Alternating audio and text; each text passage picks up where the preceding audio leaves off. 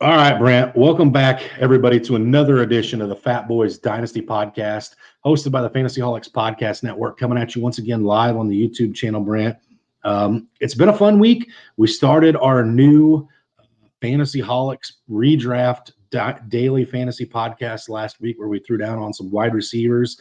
That video is the video feed from that's being edited, Brant, where we were joined by Josh Rodriguez and Patrick Jacks to get that episode out. We have another one of those coming out tomorrow, being recorded tomorrow, should be released this week.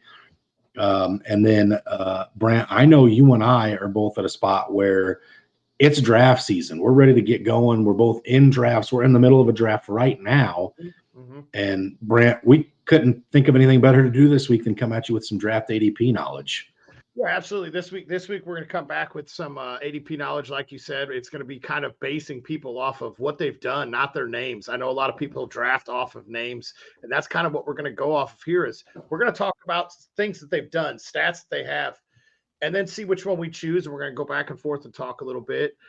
We are in the full steam of draft seasons. Week one of preseason's behind us. We saw some good things. We saw some weird things. We saw some, unknown players that came out of nowhere and maybe made a little name for themselves. We're already seeing people move up and down the depth chart. We've seen the first three rookies off the board, all named starters already for week one. We saw Drew Lock look pretty freaking good there for Seattle this week. I'm going to get my Drew Lock comment in. I know you appreciate that. But this week's been a fun one. It's been an up and down week getting ready for drafts. We saw Cook signed with the Jets and Elliott signed with Patriots. So some of the rankings are going to change up a little bit. I know those fat boys are going to get our heads together here shortly and get our season rankings out and start getting those down and ready for you guys, so you guys have them for your drafts. Absolutely, Brant. So getting back into today's episode, it's not fat boy fashion for us to be boring and just read through the stats or current ADPs and talk about them. So, of course, for you and I, what better way to do this, Brant, than to do like a blind guess of the two players' stats. We're going to make it a little bit more fun, a little bit of off the beaten path of what a lot of other shows will do when it comes to talking about ADPs, Brant. So let's just call it what it is. It's ADP. Would you rather A or B? Brant, are you ready to get into it? Absolutely. Let's get our bibs on. Time to eat.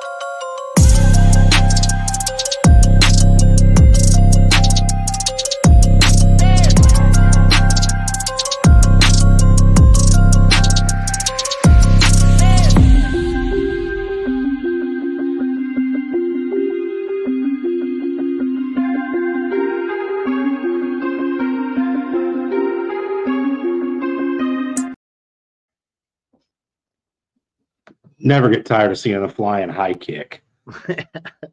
Absolutely. Jennifer, what's up? Thanks for being with us. Hopefully this is entertaining for you. I'm sure it's going to be entertaining for Brant and I. Brant, let's go ahead and just kick this off, rip it off, do it the whole Band-Aid fashion style here. I've got players in the first round. I know yours aren't that early, so I'm going to go ahead and kick us off here. Brant, I'm going to give you a couple of players, ADPs, give you some stats from them, and you tell me which player you'd prefer to own here, Brant. Okay. So first player is going as the first pick in the second round. Last season, he had 17 games played. This is a running back, 302 carries, 1,525 yards rushing to go along with 12 touchdowns. He had 27 receptions for 239 yards and 1 touchdown. Player A, or draft pick 2, first pick of the second round, averaged 17.8 fantasy points per game. Okay. Now here's player 2, or player B, Brant. He's going as the 5th pick in the second round. Last year, he had 16 games played, so one less, 349 carries, 1,538 yards, 13 touchdowns, 33 receptions, 398 yards receiving. Player B finished averaging 20.3 fantasy points per game. So I think I'm going with player B here. I know he's the later draft pick, but the fantasy points per game of 20 points per game. Also, if I'm not mistaken, you did say he had 20 more carries. What was he had 47 more carries. Okay, 47. I should have wrote down a little quicker apparently. But yeah, I mean, and played one less game. I think I'm going with player B here. Okay, I want to add player A finished last season as the PPR 6th overall running back last year. Player B, who you chose, Brant, was PPR finish number 4, so slightly better last year. Brant, you chose Derrick Henry over Nick Chubb. How do you feel about that? I'm okay with that. I know Chubb's due for a huge year this year, but I'm okay with that. I'm okay with either one of those guys. Derrick Henry is, in most drafts, Derrick Henry probably would be one of the best guys to own, if not the best running back to own, because he's going to see the work. So yeah, I'm okay with picking Henry over Chubb. Okay. All right, so mine's going to be a little different. I don't have the stats down 100%, but it's going to be just a little bit different. So my first guy, player A, is being drafted in the middle of the 3rd round in PPR leagues, and he's going into his 3rd year. Wow, can't talk apparently. Going into his 3rd year, upgraded offensive line. He's seen over 270 carries in both of his years. He finished top 14 running back in PPR formats in both years with over 50 targets both times. He has no real competition behind him. There is a decent back behind him, but I don't think it puts too much threat on him. He had 10 touchdowns in both his years. He's got a second-year quarterback, so he's a little upgraded, or sophomore quarterback getting into it. And he's going, like I said, he's going in the mid 3rd round ADP, and he's never missed a game. That's one of the biggest difference here. He's never missed a game. He's played all games in his first 2 years. So that's player A. Like I said, he's going mid 3rd round. Player B, he took a pay cut to stay with this team. His team has a decent line. We did see it up and down last year. He saw a career high in targets last season with 75, while his backup has now departed and left, leaving 51 vacated targets. I think a rookie is the only thing really there to scare him in the backfield. But he's only played 2 full seasons in his 6-year career. He's going into his 7th year. But he's only played 2 full seasons. He has a high-powered offense and a dominant division, and he is also going in the middle of the 3rd round. I want to play guess the player, because this is both of them. Najee Harris and Joe Mixon. When I wrote all this down, I was like, man, this is going to give both of these away. I'm going to have to try to do something else with the rest of them. So in a vacuum, Brant, in a redraft, I think actually this year I prefer Joe Mixon in PPR leagues, just because I think he's going to have so much more work with no Samaje Perine in that Bengals offense that I expect to be more high-powered than the Steelers offense. But at the same breath, I think I expect an uptick from Kenny Pickett this year. You and I have both kind of been on that all offseason. And, man, I'm in love with Najee. But I do think Joe Mixon gets more of an opportunity to salt games away late. He's going to have more goal line work potentially, just because the Bengals offense will be in the goal line situations more often. I think this year in a dynasty, Brand, I'm taking Najee Harris. In a redraft, I'm taking Joe Mixon. Okay. Yeah, dynasty, I'm not shying away from Najee. Najee goes in the 1st round in most of my dynasty startups that I've ranked and that I've watched and that I've been a part of. Najee, but in a redraft, I think I'm also going with Mixon. That 51 vacated targets there in the backfield, they're not all going to go to Chase Brown. I think Mixon's going to see a few more targets than he did last year. I wouldn't be surprised to see him see over 80 targets this season. Absolutely, Brant. All right, so I'm jumping to the 4th round for my next set of guys, okay? And I got to be careful here because I don't want to give too much away. But I will just tell you, one of the two guys in this comparison group is a veteran, and the other one is a rookie. Okay. So fourth round, Brant, both running backs. First one, this player is being drafted at the third pick in the fourth round.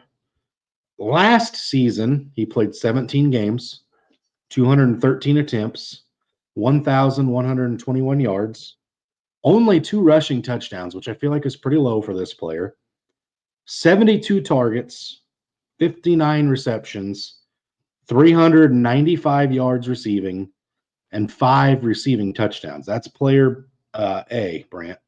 Player B is actually being drafted one draft spot in front of player A. He's going at the second pick in the fourth round. This player, like I said, is a rookie, so I don't have stats for you from last year. 361 vacated carries and 86 vacated targets out of the backfield for this player's team. Now, well, the one thing I will tell you, and this probably gives it away, is he does have competition in his backfield. Okay, there's no getting around it. He's got a guy who's put up good numbers last season. He's got competition. Okay, so, but it's not clear which one of these guys is going to start the season as the one. Okay, so do you take the youth at 402 or do you take the veteran at 403? I'm taking the youth in a dynasty just because it is the youth of a player, but I am going to take the veteran in a redraft league. He's solidified. It sounds like solidified as the number one back in his offense. There's no question marks. So I'm going to take the guy that's more solidified, especially that early in a draft. Now, let me tell you too, Brant, and I probably should have alluded to this earlier. The veteran player has a brand new quarterback for the first time in his career, and he also has a pretty good backup running back that's going to get work in town with him as well. Does that change anything for you? No, I think I still stick with the veteran. Any guesses on who the two players were? You said he's got a brand new quarterback, so you've got to go. JT's not that low, is he?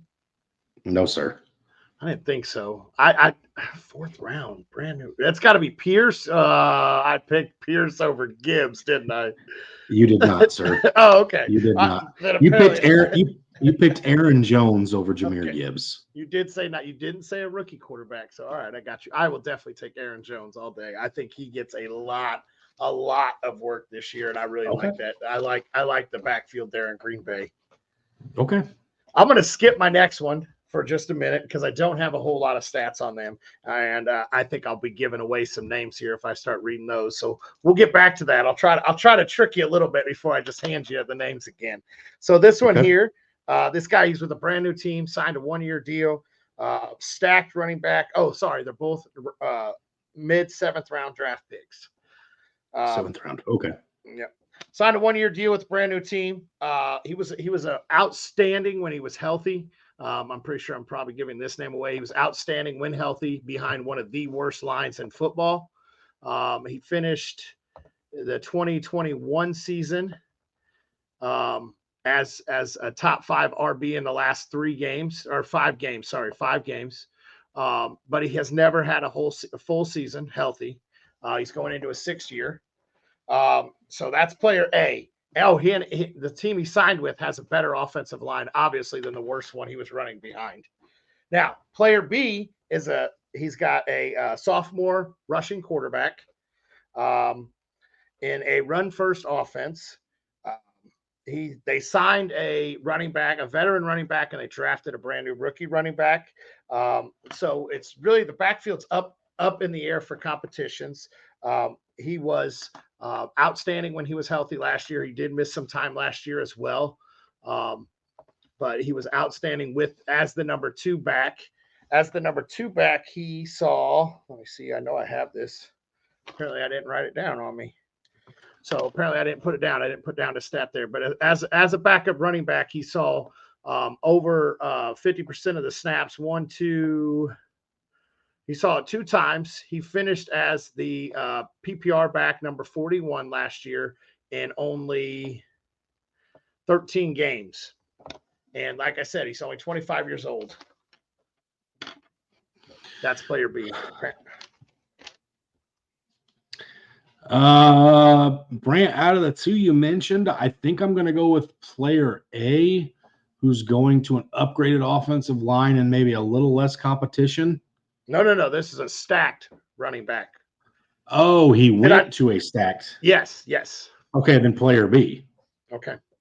You took Khalil Herbert over Rashad Penny because you got to say stacked because of Swift's and what he has done. Consider Swift the stack. When he's healthy, he's had good. But that is Herbert over Penny, and I am taking the same, especially after week 1 of the preseason, seeing what Herbert was able to do with just a screen pass and what he was able to do with the few touches he did see. He looked healthy. He looked very explosive. I'm actually taking Khalil Herbert over Penny right now too.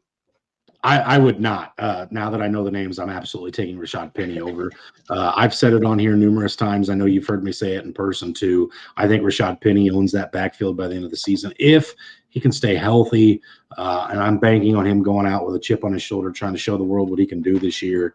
I'm all in on the Rashad Penny train this year, Brant. And as you know, just like with you with running or Chargers wide receivers, I get on the wrong trains with running backs all the time. So we'll see if this is a further example of that. Okay. All right, Brant. Moving to the 5th round here. These guys are both wide receivers. All right. And they finished last year within 9 spots of one another. Okay. Player B is a streaky wide receiver 2 for his team. Streaky. They added a rookie who could take some targets away from him potentially. This guy only played 13 games last season. He had 93 targets, 63 receptions, 895 yards receiving, 4 touchdowns, and he averaged 13.5 fantasy points per game. Okay, that's player A, Brant. Player B, again, is a player who's changed quarterbacks. Okay, he's more of a 1 on his team, but I'm not sure it's super established. He could potentially be dethroned. I would say the argument could be made. He had 14 games played last year, 66 targets, 41 receptions, 611 yards receiving, 7 touchdowns. And Brant, this player averaged 11.7 fantasy points per game. So 1 less game played for player A, but he averaged 2 more fantasy points per game. All right, so you got one player who's a 2, could be a 3 in his offense potentially, versus a player who, in my mind, is the 1 on his offense, Brant, but could potentially be like a 1B. You said player B has a new quarterback? Yep. And player A's quarterback staying the same. Correct. I think I'm going to go with player A. I'm going to go with the consistency of the player that knows it. And it could really change with the new quarterback. So I think I'm going to go with player A. All right, everybody, this is your chance. If you own player A in your leagues, pivot. Brant never gets the right when it comes to a Chargers wide receiver. Brant, you just picked Mike Williams of the Los Angeles Chargers over Christian Watson of the Green Bay Packers. How do you feel about that now? I'm okay with that. Okay. Brant, I know you're a huge believer in Jaden Reed. I will never be on board with this. I could see Quentin Johnston fading out Mike Williams as early as this season with Mike Williams' injury issues. Christian Watson was electric last year. I think they look for ways to get the ball out of Love's hands into Christian Watson's and let him use his speed as an X factor in that Green Bay offense. We are not eye to eye on this one. Okay. I think Mike Williams running out of the slot for during this preseason is going to show a lot that he's going to get moved all over. So I really do like Mike Williams this season. Okay. All right. So I'm going to go with 2 quarterbacks here. Round 7. I think they're both one's mid round 7, one's end of round 7. So player A is middle of round 7. He only played in 6 games last year. I know I just gave it away. He has the rushing upside. He finished as a top 5 quarterback in both 2018, 19, and 20. He's got one of the top offensive lines. He's got a top 10 running back, and he has in 18, 19, and 20, he had terrible weapons. He had 1 maybe good receiver that was fantasy relevant, and now he has guys on his team that there could be possibly 3 receivers on that team that could be relevant, plus the running back. In He had over 80 rushing attempts in 3 out of 4 years prior to the 2021 season, and has only thrown 10 interceptions once in his entire NFL career. Okay, that's player A. Okay. Player B, great weapons. The number one A running back left. They do have a new explosive running back, not new, but new, taking over the throne there. He's a much younger version, a more explosive version of that running back. And this quarterback has thrown over 10 interceptions at all but 3 times in his 7-year career. And he has less rushing upside, and they have a top 5 defense, so they may not have to throw the ball as much. And that's player B. Well, I only know player A because I also had him as one of my players to go over in just a minute. So I'm pivoting currently right now. But I do not want to own Deshaun Watson. So I will take player B over player A. Well, then I guess you can keep staying on your choo-choo train because player B is Dak Prescott.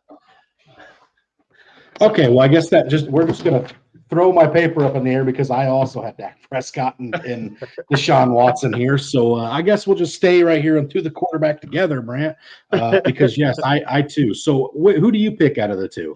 I'm taking Watson this season. I like his weapons, and I like the fact that they're going to have to throw the ball a lot more to stay in games.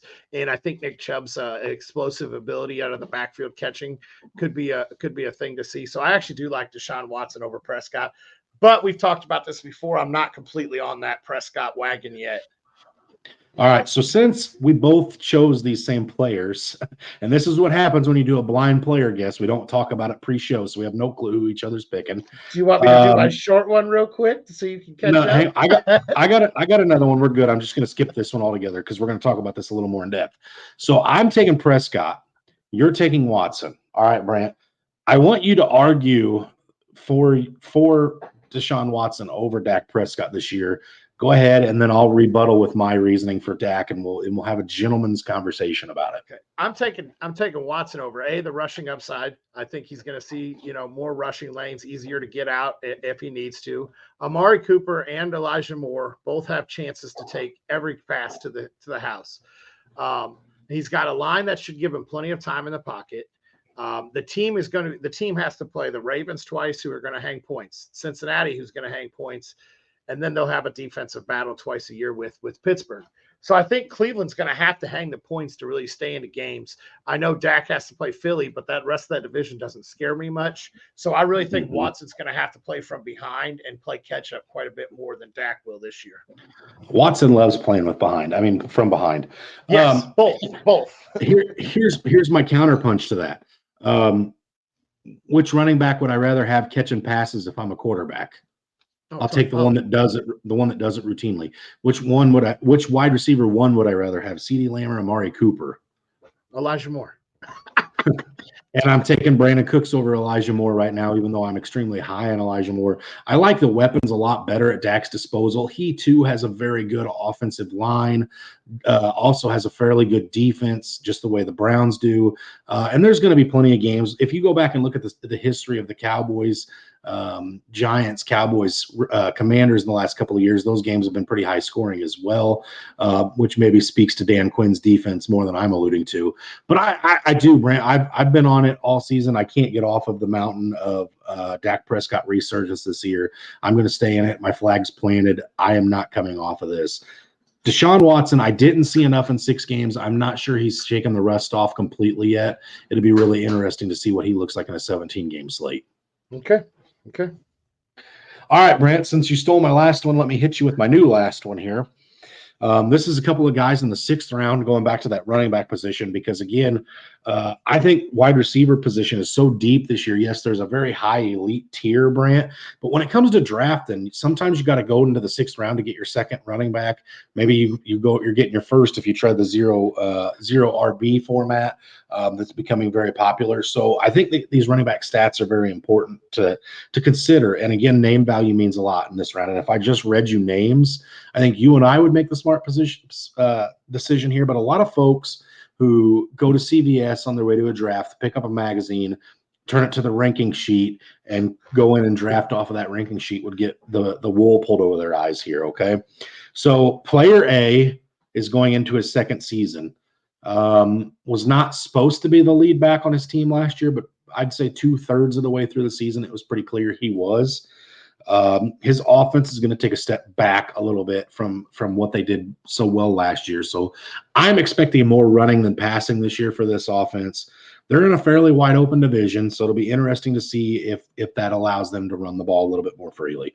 But in 17 games played last year, and again, I want to preface this again by saying this player didn't take over a bell cow role or a heavier workload until towards the end of the season. 17 games played, only 129 carries, 481 yards, 1 touchdown, 58 targets, 50 receptions, 290 yards receiving, 2 touchdowns. Again, I do think those receiving numbers come down as well. But last year, he only averaged 8.6 fantasy points per game, Brant. Now we go to the guy that sounds like the absolute value in this round, right? 15 games played last year, 223 rushing attempts, 897 yards rushing to go along with 2 touchdowns. 77 targets last year out of the backfield for 57 receptions, 490 yards, another 2 touchdowns through the air. This player, Brant, finished the season with 14.8 fantasy points per game.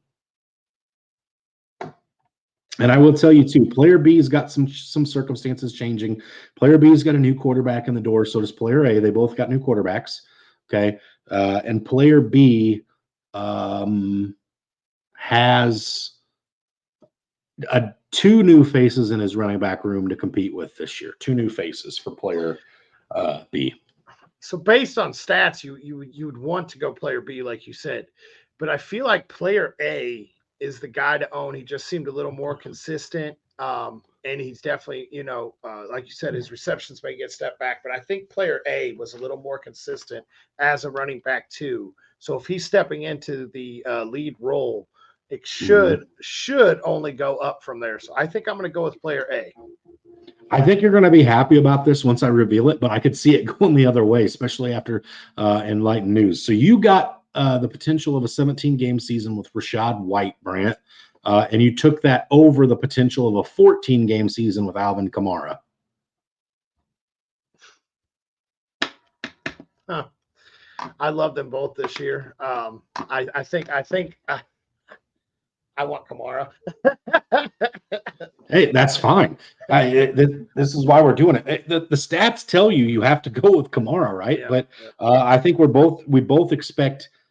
Last year Tampa led the league in passing attempts. That's not happening with Baker Mayfield under center. And the dump downs aren't going to be there.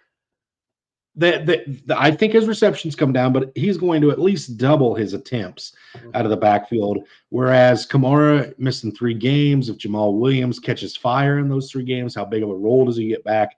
Yeah. Kendre Miller, after getting hurt recently, I'm not sure he's as much of a threat as he once was. But it's definitely something to consider here, Brant. These are guys going in the same round, 2 picks apart. So it's something to consider when you're walking into draft. I know namesake value, you scream Kamara and you walk away, but Rachaad White's going to have a role this year.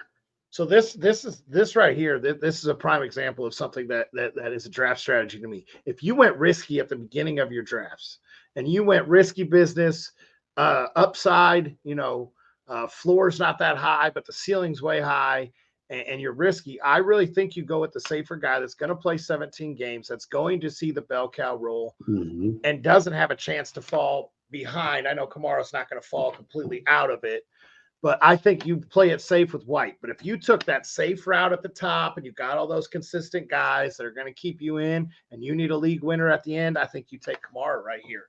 But I could go either way with this one.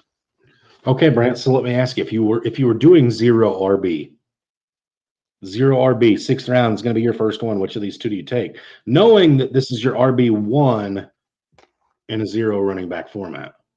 Well, I'm taking White just because I know that he should be there for the 17 games. Okay. All right. Hit me with your last one, Brant. My last one here, I had a very, very short one. Very, very short one. I do have 2, but one's very, very short. But we'll go with this one here. Both guys entering their 2nd year. I believe they both are. This one here is receiving a whole bunch of camp hype. He ended the last season on the IR. Sorry, they're both going in the 10th round. He ended last season on the IR with a foot injury. He has a rookie quarterback and an up-and-coming team. This is his third year. Sorry, this is his third year. He is an all wide receiver ones is up for grabs on this team here. That's player A. He's receiving a whole bunch of camp pipe. Player B is also receiving the camp pipe. He's in probably the best offense in the NFL. He's going into a role that was just vacated by a veteran that moved on. And this team, and he's moving into the slot role. Who this team has the most slot yards last year, was thrown for the most slot yards, and he was a guy that had a lot of hype coming out last year and did not live up to it. So, who are you going with, player A or player B? Player B is Sky Moore. Yes. Player A is somebody from the New York Giants. No, sir. I said rookie quarterback. Rookie quarterback. Rookie quarterback. I missed that. I heard the wide receiver one is completely up. So that would then in turn be Terrence Marshall. Mm-mm. So nobody on the You're on the wrong team still, bud. Not the Panthers. No, but you're actually in the wrong division there, sir. Wrong division.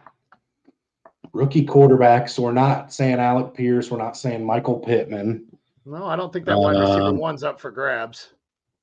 I think it is. I think Pearson's up. You're in the right division. As we talk about the culture, in the right division. Oh, okay. So this is Nico Collins. Yes, sir. Okay, yes, sir. Yeah. Brant, I'm gonna say it like this, and I'm not sure I should say it like this, but I'm going to. Anytime, especially in the 10th round, that I get a chance to get a piece of one of the best offenses in football with Patrick Mahomes throwing the player the ball, I'm going to take that. On the other flip side of that, I could be, if I chose Nico Collins, I could be picking a player who is a part of potentially the worst offense in football, which they've been in years past. So, here for me, this decision, it feels very easy. But I can't say that I was ever one that was super high on the Nico Collins or the Sky Moore train last year. But yes, I do go Sky Moore here just because of the fact that I'm pairing him with Patrick Mahomes, and I get to have that excitement of that offense. Okay. The only reason I put those two together is you got a chance of getting a wide receiver one or a chance of getting he's going to be at least the second target getter there in Kansas City. So here's yes. I just looked at the draft too. I'm not a happy camper right now. So they can sit there and wait for a minute. almost five rounds in a row, and they snagged the guy that I have queued up. So this one's real simple. One, they're both mid seventh round draft picks. One, they're both rookies, so that should narrow it down. One was drafted to a team to be the number 2 wide receiver. The number 2 wide receiver just left town, leaving 107 targets with a very, very serviceable, has done it for multiple years, veteran quarterback with a terrible defense on the other side. The other one is first receiver off the board. He went to a stacked offense in my mind. He should be playing as the third target. And he has a quarterback who did it last year, but he hasn't done it for multiple years. So which rookie wide receiver are you going with? That's kind of why I just wanted to put them together and get these guys out there. And they're literally within 2 picks of each other. So let me say this, Brant, because this is wild. Jordan Addison, which was player A, will never be the wide receiver one on his offense. Barring injury, will never be the wide receiver one.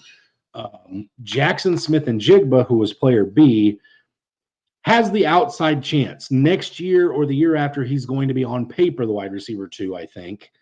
And again, he plays a completely different style of football comparatively speaking to DK. So it's going to be dependent on what quarterback is in there 2 or 3 years from now. So for this season, I'm drafting Jordan Addison just because there's less competition for the targets than there is with JSN. Long-term, Jackson Smith-Njigba is by far the guy I'd rather own here because, again, his style of play, he's very quick, he's shifty, he has a fantastic route tree. He could usurp that wide receiver 1 from a guy like DK Metcalf. nobody's doing that to Justin Jefferson. It's just not something that's going to happen, Brant. So, yeah, give me Jordan Addison this year, JSN long term. Okay. That's all I got. This brings me to my favorite part of the show right now, Brant, and it's going to stay that way for the foreseeable future. What was that partnership that we have going on, Brant? Do you remember? With Underdog. Use the code HOLICS to double your deposit and get in on our picks of the week, picks of the day as we give them out. And like I said, did you say picks of the day? I did. Picks of the day?